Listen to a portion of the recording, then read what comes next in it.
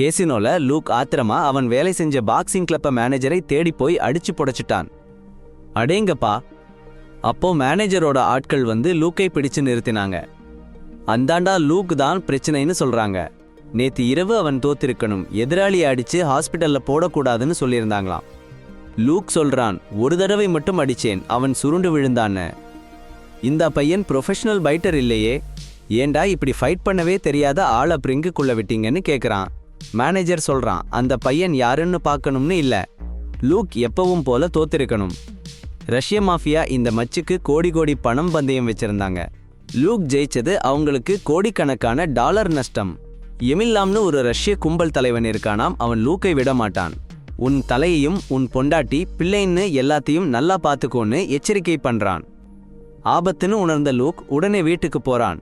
போற வழியிலே பொண்டாட்டியை ஃபோன் பண்ணி வெளியே போ, வீட்டுக்கு வராதேன்னு சொல்றான். ஆனா அவனுக்கு தெரியல, அதுக்குள்ள சம்பவம் நடந்து போச்சு. வீட்டுக்கு போய் பார்த்தா கொலைகாரங்க அவன் பொண்டாட்டி பிள்ளைய கொன்னு புட்டாங்க. லூக்கை நிலத்துல மண்டியிட வச்சு திட்டுறாங்க. கொலைகார தலைவன் வாசிலி அவன் எமில்லோட பையன். இன்னைக்கு அவன் வந்திருக்கான். அவன் அப்பா சொன்னாங்கன்னு பாடம் பண்ணி கொடுக்கணும்னு லூக் தான் அவன் பொண்டாட்டிய கொன்னான்னு சொன்னான். அவங்க இல்லைன்னு கேன்வாஸ்ல விழுந்து கிடக்கணும்னு சொன்னாங்க. சபிச்சான் லூக்கை. நேத்து இரவு அவங்க குடும்பத்துக்கு பெரிய நஷ்டம். வீட்ல இருக்கிற அவன் பாட்டன் வீட்டையே உடைச்சு தள்ளிட்டாரு. அவன் கஷ்டப்படணும்னு அவன் பொண்டாட்டிய கொன்னாங்க. லூக், உனக்கு சகோதர சகோதரியோ அப்பா அம்மாவோ இல்லைன்னா உனக்கு சந்தோஷம், இல்லைன்னா அவங்களையும் சுட்டு போட்டிருப்பாங்க இந்த கொலைகாரங்க. லூக்கோ கோபத்தோட இருந்தான். ஆனா அவங்க எல்லாம் துப்பாக்கி வச்சிருந்தாங்க. சாஃப்டாகி பொறுமையா இருக்கணும், வெஞ்சம் எடுக்க சந்தர்ப்பம் காத்திருக்கணும். வாசிலி லூக் அமைதியா இருக்கிறத பார்த்து பயந்தவன்னு நினைச்சு சந்தோஷப்பட்டான். அவன் ஆட்களை லூக்கோட பின்னணி விசாரிக்க சொன்னான். லூக் ரோட்டை சுத்தம் பண்றவன், குப்பை எடுக்கிறவன்னு தெரிஞ்சு அவனை அசிங்கமா பார்த்தான். இந்த கொலைகாரன் லூக்கை விட்டுடுறேன்னு சொன்னான். ஆனா யார்கிட்டையாவது சொன்னா அவங்கள கொன்னுடுவாங்கன்னு மிரட்டினான். வீட்டை விட்டு உடனே ஃபோன்னு சொன்னான். இல்லைன்னா லூக்கை கொன்னுடுவாங்கன்னு மிரட்டினான். லூக்கோட வயசான அக்கம்பக்கத்துக்காரிய பயந்து ரயிலில் ஏறி ஓடிட்டான். அப்புறம் 24 மணி நேரமும் அவனை கண்காணிக்க ஆட்களை வைச்சிருந்தாங்க. ஒரு பையன் வந்து அவரை வியந்து வணங்கினாலும் கூட லூக் பயந்து அமைதியா இருந்தான். அந்த பையனை அவங்க கெடுத்துருவாங்கன்னு பயந்தான். அப்புறம் நெற்கதியானவங்க தங்குற இடத்துக்கு போனான். இரவு மட்டும்தான் தூங்க முடிஞ்சிச்சு. காலையில எழுந்து போகணும். அடுத்த படுக்கையில இருந்த ஆளு உறங்கிட்டு இருந்தாரு. லூக் எழுப்ப போனான். ஆனா அந்த ஆளு ரஷ்ய கொலைகாரங்க கிட்ட கொல்லப்பட்டிருந்தாரு. லூக்கை பயமுறுத்த அந்த ரஷ்யன் கொலைகாரங்களை பயன்படுத்தினாங்க. காரணம், கடந்த இரவு அந்த ஆளோட லூக் பேசியிருந்தான். பாதுகாப்பு காவல்காரன் கேட்டான், ஏன்னு? லூக் சொன்னான், எனக்கு தெரியல. இந்த 2 பாதுகாப்பு காவல்காரங்க இந்த கொலை நடக்கிறத எப்படி அனுமதிச்சாங்கன்னு கேட்டான். அப்புறம் அங்கிருந்து லூக்கை ஓட்டி அடிச்சிட்டாங்க. திரும்ப வராதேன்னு சொல்லிட்டாங்க. அலைஞ்சிட்டு போகும்போது ஒருத்தர் லூக்கை தள்ளிட்டாங்க. ஆனா லூக் பொருட்படுத்தல. சாப்பாடு வாங்க கடைக்கு போனான். அப்போதான் தெரிஞ்சிச்சு அவன் பர்ஸ் அந்த பழசுகிட்ட திருடப்பட்டுடுச்சுன்னு. கவனிக்காம போயிடுச்சு. இதை நினைச்சு லூக் சிரிச்சு போயிட்டான். கடைக்காரர் போலீஸை கூப்பிட்டாங்க. லூக்கை காவல் ஸ்டேஷனுக்கு அனுப்பிட்டாங்க. அந்த 2 போலீஸ்காரங்களும் லூக்கோட முன்னாள் சகாக்கள். லூக் நியூயார்க்ல போலீஸ் அலுவலக அழுதறத்தையே ரிப்போர்ட் பண்ணின சமயத்துல கொடுமைக்கார போலீஸ் அதிகாரிகள்லயே மாட்டி வேலையிலிருந்து துரத்தப்பட்டான். அவனோட சகப்பணியாளர்கள் சிலர் ஒரு கைவிடப்பட்ட கட்டிடத்துக்கு இழுத்து போய் ரொம்ப கொடுமையா அடிச்சாங்க. பழி வாங்கிறதுக்காக, அவன் முன்னாடி பண்ணின காரியத்துக்கு. ரஷ்ய கொலைகாரன் உன் குடும்பத்தை அழிச்சதுக்கு நீதான் காரணம், உளவாளியா இருந்ததுக்கு இதுதான் விளைவுன்னு கேலி பண்ணினாங்க. லூக்கோட மனைவி குழந்தை இறந்த துயரத்தை கூட கேலி பண்ணி, அன்னை உன்ன மாதிரி பயந்தாள், என்னைய திருமணம் பண்ணிக்கிட்டா என்ன சாபம், அவளுக்கு தானே இந்த கஷ்டம்னு சொல்லி அவனை உதைச்சி கொடுமையா அடிச்சாங்க. ஒருத்தன், உன் வாழ்க்கை இப்ப ஒரு நாய்க்கு கீழே இருக்கு, சாகிறேன் என்று முடிவு பண்ணிடு, இந்த துப்பாக்கிய வைச்சு உன் தலையில சுட்டு உன் மனைவிய சந்திச்சிடுன்னு ஒரு துப்பாக்கியையும் கொடுத்தான். ஆனா லூக் ஒன்னும் பண்ணல. சப்வே ஸ்டேஷனுக்கு போய் குடும்பத்தை பாதுகாக்க முடியாத குற்ற உணர்ச்சியோட சாவ நினைச்சான். ரயில் வருறதை பார்த்து தாவ போன அந்த நேரத்துல ஒரு சின்ன பொண்ணு பயந்த முகத்தோட ஓடிட்டு இருந்தா. அந்த பொண்ணை காப்பாத்திட்டு பிறகுதான் தாவலாம்னு கீரோச்சான். ஒரு பக்கம் உட்கார்ந்து சூழ்நிலையை பார்த்துட்டு இருந்தாரு. அப்போ 6 ரஷ்யன் ஆட்கள் அந்த பொண்ணு மறைஞ்ச இடத்துக்கு வந்துட்டாங்க. லீடர் முகம் திருப்பினப்போ லூக் அடையாளம் கண்டுபிடிச்சிட்டாரு. அது அவர் பொண்டாட்டியை கொன்ன கொலையாளிகளில் ஒருத்தர்னு. ட்ரெயின்ல ஏற பார்த்தாரு, ஓடும் ஆண் கதவு மூடிடுச்சு. ஓடினாரு. ட்ரெயின்ல தொங்கிக்கிட்டாரு. கதவுல அடிச்சாரு. அதுவும் சரியில்லைன்னு மேலே ஏறி ஜம்ப் பண்ண பார்த்தாரு. அந்த சின்ன பொண்ணு பயந்து பயந்து ஓடிட்டு இருந்தா. ரஷ்யன் கொலையாளிகள் பிடிச்சுட போறாங்க. சரியான முட்டுக்கட்டை. அப்போ லூக் பின்னாலிருந்து ஒருத்தனை அடிச்சு கீழே போட்டுட்டாரு. ஒவ்வொருத்தராவும் சீக்கிரமா தள்ளி விட்டாரு. சாதாரணமா சும்மா இருக்கிற லூக் இல்ல, அந்த கொலையாளிய முகத்துல அடிச்சு அடிச்சு அடிச்சிட்டாரு. பின்னாலிருந்து ஒருத்தன் கழுத்துல பிடிச்சிட்டான். லூக் பாடுபட்டு கஷ்டப்பட்டு விடுபட முயற்சி பண்ணாரு. அந்த கொலையாளிய ரொம்ப கொடூரமா தரையில வீசி எறிஞ்சிட்டாரு. அவங்க லூக்கை குறைத்து மதிப்பிட்டதுக்கு பிறகு அந்த ஆயுதத்தை பறிச்சு கையையும் முறிச்சிட்டாரு. அந்த கொலையாளி கதறி அழுதான்.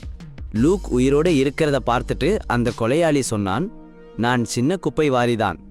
அப்ப லூக் சொன்னாரு, நீ சரியில்லை, நான் ஒரு போலீஸ் ஆபீசர்னு சொல்லுவாங்க. அப்புறம் அவங்களை ஒரு புல்லட்டா வெறியோட கொடுத்தேன். கொள்ளையர்களுக்கு பழிவாங்க. பணம் இல்லாம ஒரே கஷ்டம். அவங்க பர்ஸையும் பறிச்சிட்டேன். அந்த பொண்ணுகிட்ட போய் பயப்படாதடா, உன்னை நான் கொல்ல மாட்டேன்னு சொன்னேன். அவங்க கொலையாளிகளை சுட்டு போட்டதை பார்த்து லூக் கெட்டவன்னு நினைச்சாங்க. மேயும் பயந்தா கொள்ளையர்கள் அனுப்பினாங்கன்னு நினைச்சா. அவள் ஓடினா, நானும் ஓடினேன். ஆனா அவளை 2 போலீஸ்காரங்க காரில் ஏத்திட்டு போயிட்டாங்க. சரியா கிடைச்சது. அவளை காப்பாத்தினேன். என் முன்னாள் சகாக்களை பொய்யா அடிச்சேன். அவங்க என்னை ஏமாத்தினதுக்கு. இது கொலையாளிகள் மட்டும் இல்ல, நிறைய கும்பல்கள் அந்த பொண்ணை பிடிக்க விரும்புறாங்கன்னு புரிஞ்சுச்சு. மேவை காப்பாத்தி ஓடினேன். எமில் கடும் கோபம். அவன் கும்பல் மேவை விட்டுட்டாங்க. கொலையாளிகள் சொன்னாங்க, சீன பொண்ணை எடுத்தது போலீஸ் இல்ல, சீன கும்பல் இல்ல, அந்நியன். எமில் சொன்னாரு, மேவை பிடிக்க முடியாதுன்னா கொல்லிடணும். அவ ரொம்ப ரகசியங்களை வச்சிருக்கா. லூக் சந்தேகம், ஏன் அந்த பொண்ணை பிடிக்கணும்னு. பல கெட்டவங்க வேட்டையாடினாங்க. ஆனா மேய் பதில் சொல்ல மாட்டாங்கன்னு முடிவு பண்ணிட்டாங்க. பின்னாலேயே ஓடி வந்து காரை நோக்கி தொடர்ந்து சுட்டுக்கிட்டே வந்த கொலைகாரங்க. லூக் ஒரு ஓனான் வீதிக்கு காரை ஓட்டிட்டு போய் பொண்ணுக்கு பயத்தை ஊட்டுற மாதிரி காரை திருப்பினாரு. ஒரு லாரியை அவங்க மேல அனுப்பி வச்சு கேவலமா ஏமாத்தினாரு. கொலைகாரங்க பின்னால வரப்போறப்போ லூக் சட்டென்று ஸ்டியரிங்கை திருப்பி அந்த லாரியை அவங்க காரோட மோத வச்சிருவாரு. இன்னொரு குரூப் வந்து விரட்டிட்டு வந்தாங்க. அவங்களையும் ஒரு சந்திக்குள்ள அனுப்பி வச்சிருவாரு. அந்த கெட்டவங்க காரில இறங்கின உடனே பின்னால இருந்து சர்ப்ரைஸ் அடிச்சு சில லெட் கேண்டிகள் கொடுத்தாரு. லூக் துப்பாக்கி எடுத்துட்டு மேய் மறைஞ்சிருந்த இடத்துக்கு போனாரு. அந்த பொண்ணுக்கு இந்த ஆளு கெட்டவங்க மாதிரி இல்லைன்னு புரிஞ்சிச்சு. சோ அவருக்கு பின்னாடி போனாங்க. சில சாமான்கள் வாங்கின பிறகு ரஷ்யன் டாட்டாவோட டீயை யூஸ் பண்ணி ஒரு ஹோட்டல்ல மறைஞ்சாங்க. ரயிலில் ஏறி உட்கார்ந்து பொண்ணோட பேசினாரு லூக். சூழ்நிலைய பத்தி கேட்டாரு. மேய் கேட்டாங்க, ஏன் என்ன காப்பாத்தினீங்க?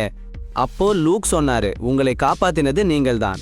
ஏன்னா எனக்கு உயிரை மாயம் பண்ணிக்கணும்னு தோணுச்சுன்னு நான் மனம் தளர்ந்து போன நேரத்துல நீங்க எனக்கு உயிர் கொடுத்தீங்க.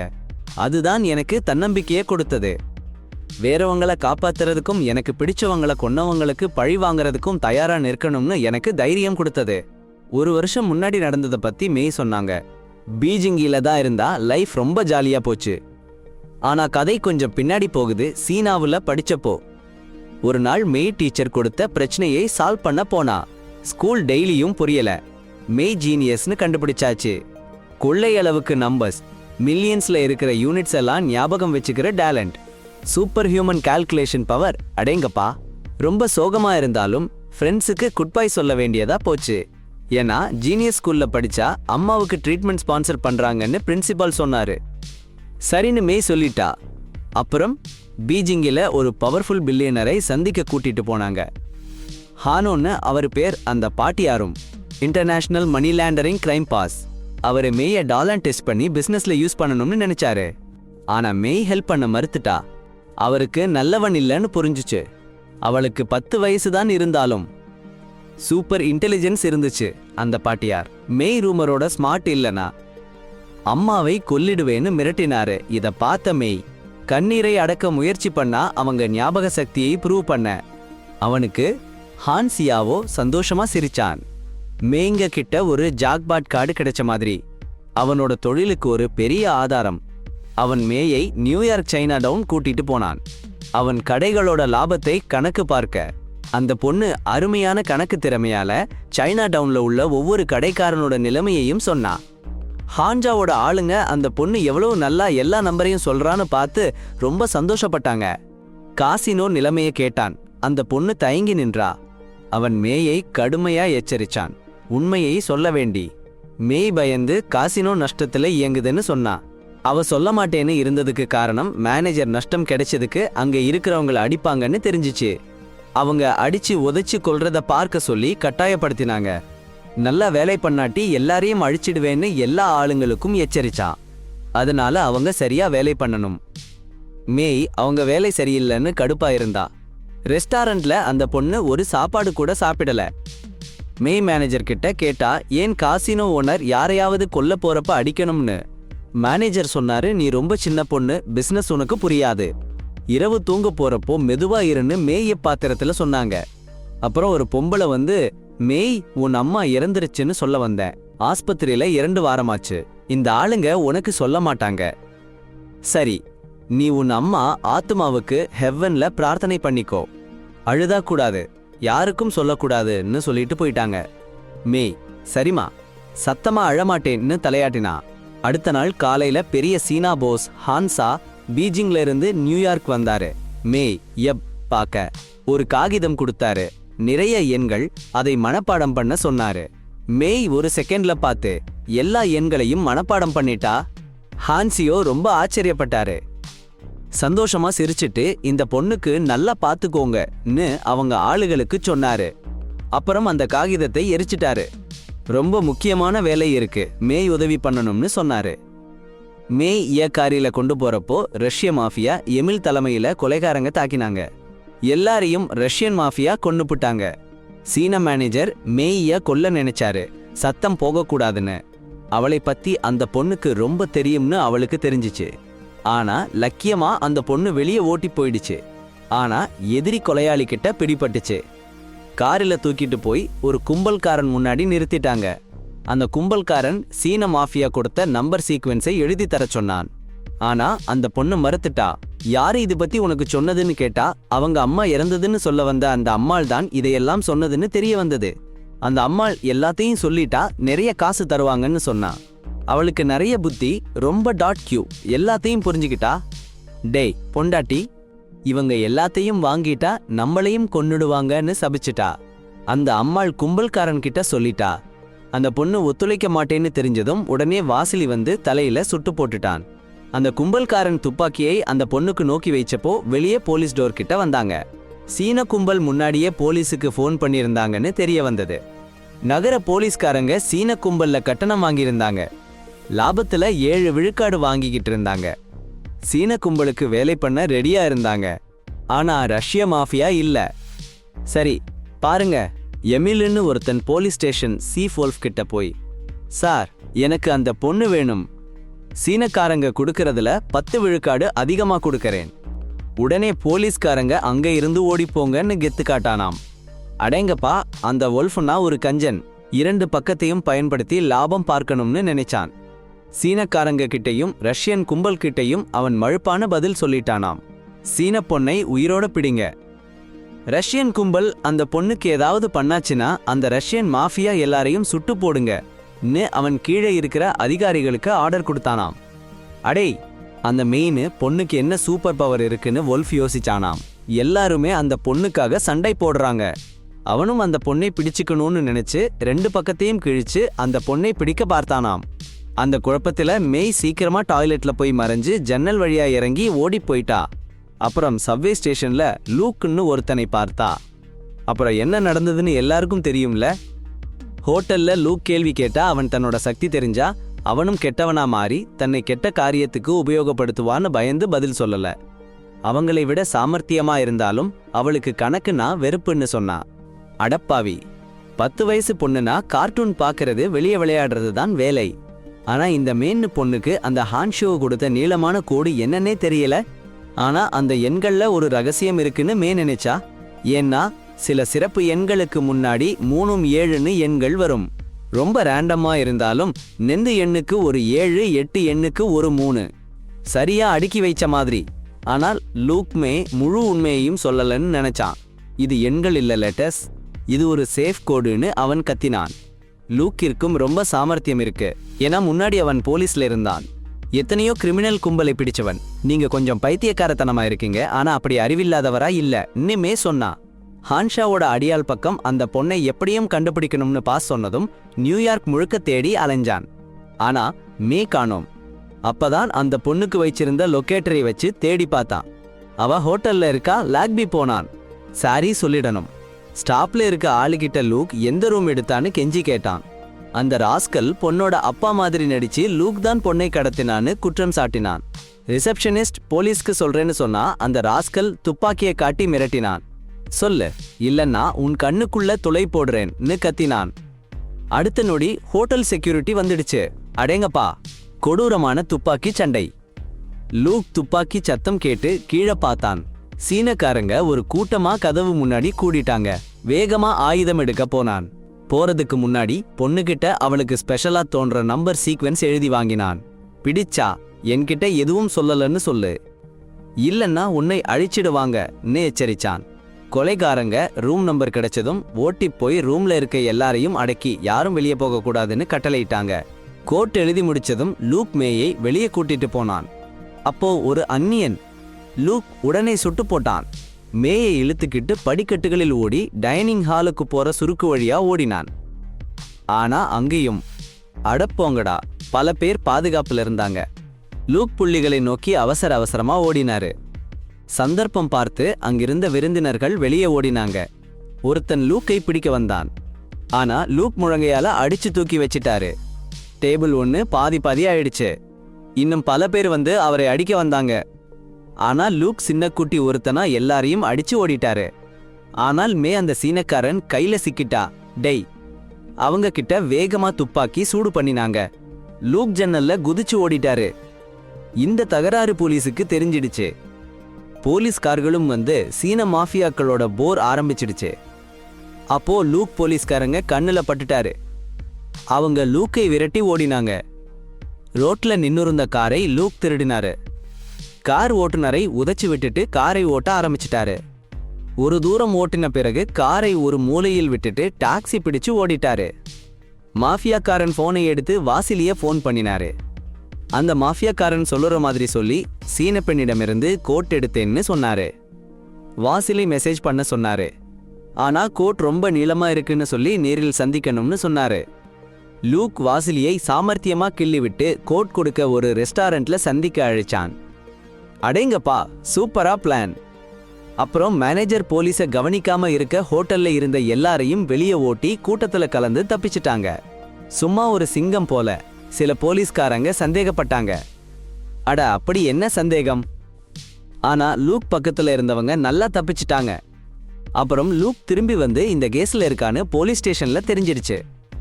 அப்பா, என்ன ஸ்பீடு? ட்ரெலோன்னு ஒரு மேயர் இருக்காரு. அவரு போலீஸ் சீஃப் வோல்ஃப் கிட்ட விசாரிச்சாரு. அந்த வோல்ஃப் லூக்கை ஒரு ஸ்பெஷல் டாஸ்க் ஃபோர்ஸில் வேலை பண்ண வச்சிருந்தாரு. அந்த பாட்டி லூக்கை நல்லா தெரிஞ்சுக்கிட்டு இருந்தாரு. லூக் ரொம்ப சாணக்கியம். ஒரு வருஷத்துல நியூயார்க்ல 7 கிரிமினல் அமைப்புகளை தகர்த்தெறிஞ்சிட்டாரு. அடப்பாவி, வோல்ஃப் கிட்ட கிடைச்ச ட்ரக்ஸ் லூக் தான் அவங்களுக்கு கொடுத்திருந்தான். கிரெடிட் எடுக்க லூக் ஒரு சாட்டை மாதிரி. யாரும் என்ன பண்றாருன்னு தெரியாது. ஆனா வோல்ஃப் கும்பல் ஏமாந்து லூக்கை ஃப்ரேம் பண்ணிட்டாங்க. லூக் சும்மா பனிக்கட்டி மாதிரி இருந்தாலும் நேர்மையா இருந்தாரு. அதனால அவருக்கு பாக்ஸிங் போர் நடத்த ஒரு கும்பலுக்கு அனுப்பி வச்சிட்டாங்க. ஆனா உண்மையிலேயே டெலோ ஒரே ஒரு வார்த்தையில சொல்றேன் பாருங்க, what a terrible man. Wolf கூட்டத்தை விடவும் பல மடங்கு மோசமானவன் அந்த ஓல்டு ஹான் சியாவோ. நாட்டுக்குள்ள காதல்னு நடிச்சுட்டு மக்களுக்கு கவலைப்படுற மாதிரி நடந்துக்கிட்டு பின்னாடி எல்லாம் கொழுப்பு. கொள்ளைக்காரங்க தலைவிரிச்சு பறக்கிறதை பார்த்துட்டு மட்டும் இல்ல, அவனே கெட்ட போலீஸ்காரங்களை கையில கை வச்சு ஆட்டி படைச்சான். அவன் டீமுக்கு எல்லா சந்து பொந்தையும் மூடுங்க. லூக் மேய் எஸ்கேப் ஆக கூடாது. இது சாதாரண கும்பல் தகராறு இல்லன்னு கட்டளையிட்டான். அந்த ஹான்சியா ஒரு கூர்மையான நரி. ட்ரெயிலோ அவனை எப்படி கையாளணும்னு நல்லா தெரிஞ்சுக்கிட்டான். அந்த மேய் கிள்ளி பிடிச்சு ஹானோ கிட்ட கொண்டு போனாங்க. லூக் யாருன்னு கேட்டாங்க. தெரியாதுன்னு சொன்னான். லூக் சொன்ன மாதிரியே நடந்தது. அந்த நம்பர் சீக்வன்ஸ் பத்தி கேட்டாங்க. ஸ்மார்ட்டா இருந்த மேய் எதுவும் சொல்லலன்னு சொன்னா. சரியா நடிச்சா. கண்ணீர் விட்டு ஹான்சியா நம்புற மாதிரி நடிச்சா. சரியா நேரத்துல லூக் ரெஸ்டாரண்ட் முன்னாடி நிறுத்தினான். வசிலி கூட ஒரு பெண்ணை அழைச்சிட்டு வரச் சொன்னான். கண்காணிப்பு வலையில சிக்காம இருக்க. கொஞ்ச நேரம் பார்த்துட்டு எதிரிகளோட நிலைமைய அறிஞ்சுக்கிட்டான். ஸ்லோவா பார்க்கல போனான். சடின்னு ஒரு அடி. வாசிலோட ஒருடா மனுஷன் கழுத்துல அடிபட்டதுன்னு பார்த்த உடனே அவன் கூட்டாளிகள் துப்பாக்கி எடுக்க ஆரம்பிச்சாங்க. ஆனால் லூக் ஒரே ஷாட்டா அடிச்சு தள்ளிட்டாரு. பாரில அந்த டாட்டா கொன்னதுக்கு அப்புறம் வாசிலிய கிச்சன்ல இழுத்துட்டு போய் ரெஸ்டாரண்ட்ல வேலை செய்யறவங்கள கிட்ட அவன் கார் எங்க இருக்குன்னு கேட்டான். வாசிலிய பிடிச்சு வச்சுட்டு அவன் அப்பா எமிலுக்கு ஃபோன் பண்ணி, உங்க பிள்ளைய என்ன கிட்ட பிடிச்சு வச்சிருக்கேன்னு கொடூரமா சொன்னான். ஆனா பழசான எமில், வாசிலிய பிடிச்சு வச்சு என்னால பணம் கறந்து எடுக்க முடியும்னு நினைக்காத. நீ சாமர்த்தியமானவனா இருந்தா அந்த கருப்பு கிளிய கொன்னு முடிச்சிடுன்னு கேவலமா சொல்லிட்டாரு. ஆனா லூக் இவனை கொல்ல எண்ணம் இல்ல, ஆனா நல்லா துன்புறுத்த போறேன்னு சொல்லி வாசிலிய உயிரே போகும் மாதிரி சொன்னான். அப்புறம் எமிலுக்கு வாசிலோட பிளான் எல்லாத்தையும் கேட்டு எடுக்க போறேன்னு மிரட்டினான். அப்போதான் எமிலோட வீக்னஸ் புரிஞ்சுது. வங்கியில உள்ள சேஃப் ரொம்ப பணம் திருட பிளான் பண்ணிட்டு அந்த இன்ஃபர்மேஷன் சீன கும்பினுக்கு வித்து வெளியே போக போறான்னு தெரிஞ்சிச்சு. அப்புறம் எமில கொன்னதுக்கு அப்புறம் அவன் மனைவிய கிட்ட போய் விளையாடுவேனும் அவன் பிள்ளைகளை அவனை அப்பான்னு சொல்ல வைப்பேனும் மிரட்டினான். இத கேட்ட எமிலுக்கு ரத்தம் கொதிச்சாலும் எதுவும் பண்ண முடியாம சத்தம் குறைச்சு என்ன வேணும்னு கேட்டான். பாட்டாளி பாண்டியா, அந்த பெரிய பத்திரப்பெட்டியில என்ன இருக்குன்னு அந்த பழசு கருப்புல கேட்டாரு பாருங்க. அதான் எல்லாரும் வேட்டையாடுறதுக்கு காரணம். எமில் சொன்னாரு, $30 மில்லியன். அடேங்கப்பா. அப்புறம் லூக் கேட்டாரு, இன்னொரு பெட்டியில என்ன இருக்குன்னு. சீனக்காரங்க மேவை அந்த பெட்டியை திறக்க வச்சிருக்காங்கன்னு அவருக்கு தெரியும். ஆனா எமில் அந்த கொள்ளைக்கார நரி அரைக்குறைவா சொல்லிட்டு போயிட்டாரு. லூக்கும் சும்மா விட்டுட்டாரு. அப்புறம் அந்த பத்திரப்பெட்டியோட இடம் சொல்ல சொல்லி எமிலை பயமுறுத்த ஆரம்பிச்சிட்டாரு. கடைசியா அந்த இடத்தை லூக் கையில வாங்கிட்டாரு. அப்புறம் வாசிலியை காரோட ட்ரங்க்ல அடைச்சு போட்டாரு. எழுந்திருந்ததும் லூக் எவ்வளவு வலிமையானவன்னு வாசிலிக்கு புரிஞ்சுது. முன்னாடி அடி வாங்கிட்டு அமைதியா இருந்ததுக்கான காரணம் அவருக்கு புரியல. ஆனா லூக் அந்த பையன் பேசுறத பார்க்கல. அவன் வாய டேப்பால ஒட்டி போட்டாரு. அப்புறம் போலீஸ்காரங்க கூப்பிட்டு பேச ஏற்பாடு பண்ணினாரு. லூக் சொன்னாரு, $30 மில்லியன் இருக்கிற பத்திரப்பெட்டியோட கோட் என்கிட்ட இருக்கு. அந்த கெட்ட போலீஸ்காரங்க பணத்துல மயங்கி போயிட்டாங்க. பணத்தை பங்கு போட்டு வாங்கலாம்னு நினைச்சாங்க. லூக் அமைதியா பேஸ்ட்ரி சாப்பிட்டுக்கிட்டே இருந்தாரு. அவங்க அவசரமா வந்தாச்சும். ஆனா லூக்லேட்டை எடுத்து அந்த கோட் எழுதிய காகிதத்தை பொசுக்கி போட்டாரு. சீறினாரு, இப்போ எல்லாமே எனக்கு தலையில இருக்கு. யாராவது தீண்டினா, டேய் அந்த பணத்தை பத்தி மறுபடியும் யோசி. அதென்ன ஒரு மோசமான அளவு பணம்? ஒருத்தன் கேட்டான். சீனக்காரன் ஏன் காசினோல சேஃப் மறைச்சான்? லூக் உடனே, ஏன்னா அந்த சூதாட்ட விடுதியில லஞ்சம் வாங்குற கெட்ட போலீஸ்காரங்க ஒரு கும்பல் இருக்கு. அவங்க அதையே பாதுகாப்பா வச்சிருக்கிறாங்க. வேற என்ன இருக்குன்னு சீறி அடிச்சான்.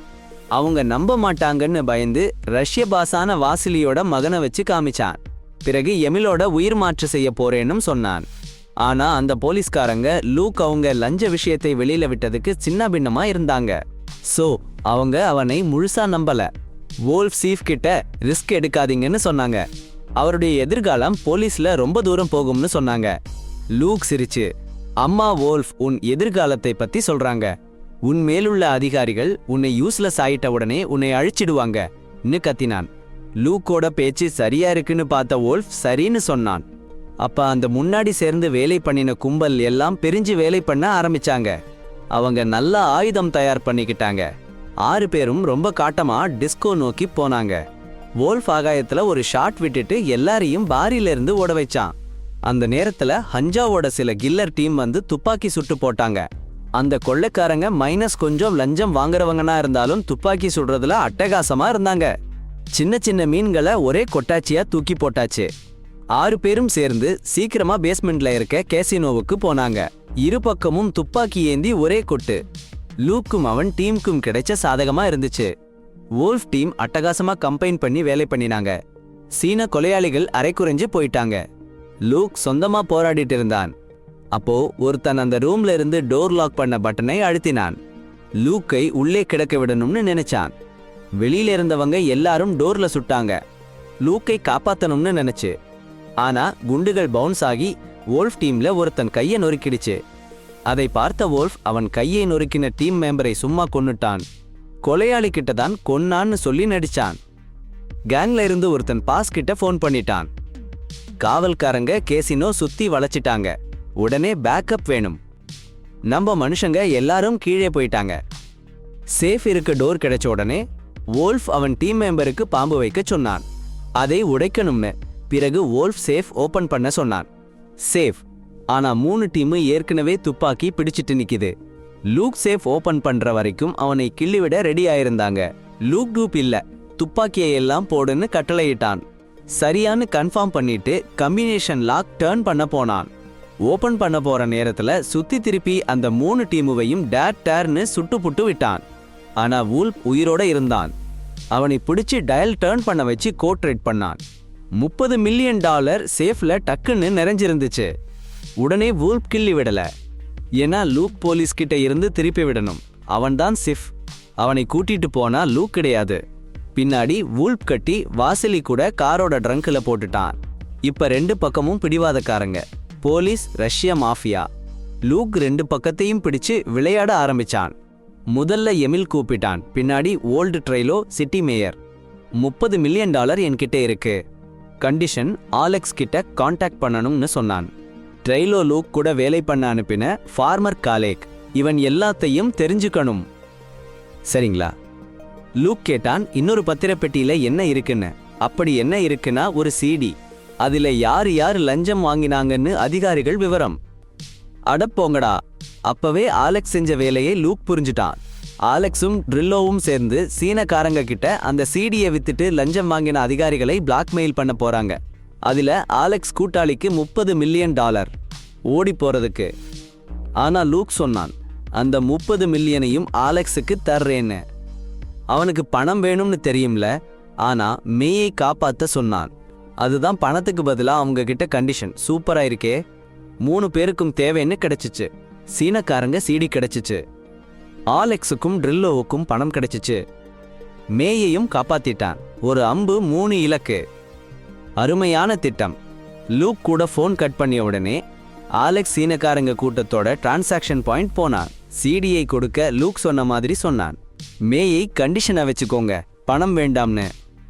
அப்படியே சட்டன்னு என்னன்னா மார்ல இருந்த பிணை பிடுங்கி எதிராளியை குத்தினான். ஆலெக்ஸ் கொலையாளி.